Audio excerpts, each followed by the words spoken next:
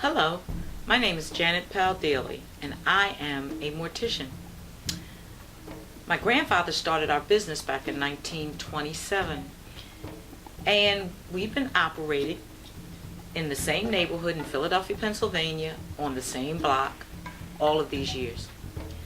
Mortician means to care for the dead. I am doing this video because I have a foundation, and the foundation is called the Wake Up Foundation. The purpose of the foundation is to challenge us not to die unnaturally. When I was a young girl, I can remember losing a very good friend to a drowning on a Labor Day weekend. It was an accidental drowning. It was traumatic for me, his family, and neighbors. It was the only death that I witnessed as a young person that was traumatic to me. Sadly, today, I have a 30-year-old son. He has lost in his life 5 of his friends to unnatural death. This is 2013.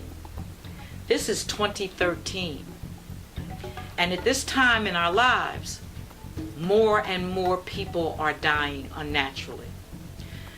My business is that of a mortician. However, our businesses can survive without burying young people unnaturally. Why are they dying?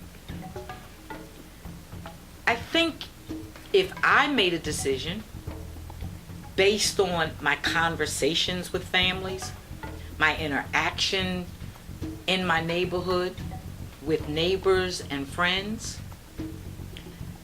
I think I would pinpoint it all to stress. The stressful lives that young people are living, the responsibilities that they can't seem to carry out, the homes that they come from that create anger for them. And of course, we can't forget the foods that we eat today that are not healthy.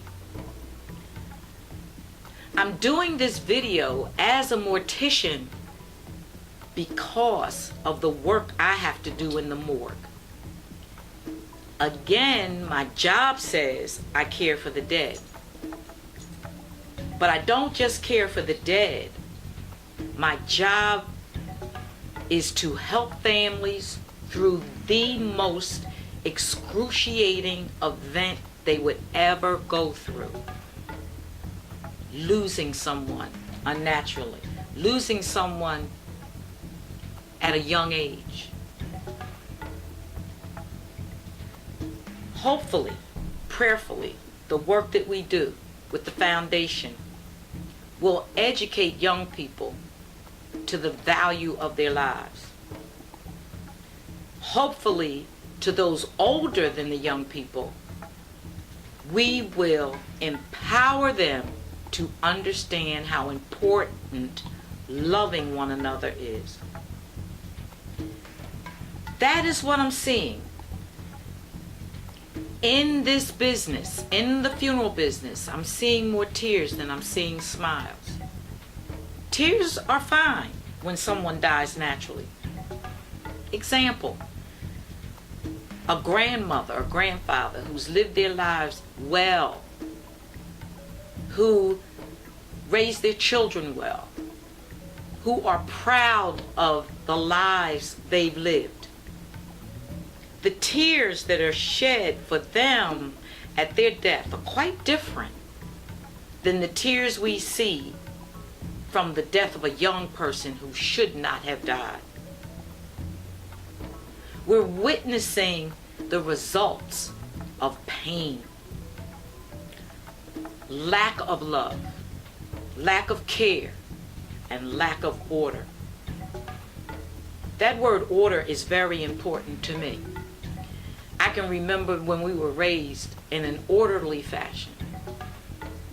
Order changes when the surroundings change. Things have changed a lot. We grew our business in an industrial climate where people worked and they had resources to live well and educate their children. Today, we don't have industries for work. I can remember when schools were engaged in teaching, hard teaching, good teaching, with supplies and equipment that children needed in order to be successful in learning. Today, schools are closed. They don't have equipment. All of these things are producing stress in the lives of both our young people and the elders who feel that they should be empowered to care for them. We in the foundation will be speaking to young people. We will be speaking to young people in their venues, wherever they are. If they're in schools, we'll be there. I will be there with my casket. I will be there with an embalming machine. I will be there to talk about unnatural death from the casket to the embalming machine that will be examples of how people die unnaturally and what's used to preserve them. I will even talk about how that same fluid is used as a drug that creates negative behaviors. We will also talk about why there's a need for the use of drugs today. Why they feel they must be drugged in order to survive. All of these discussions we will have. It'll be hard to take. And the reason it'll be hard for them is because more of them have witnessed unnatural deaths than any other generation in our lifetime. But for me, this is not glamorous business. This is not the business to be pretty in. This is not the business to be rich in, to look wealthy. It is the business of working with the dead for families who are suffering.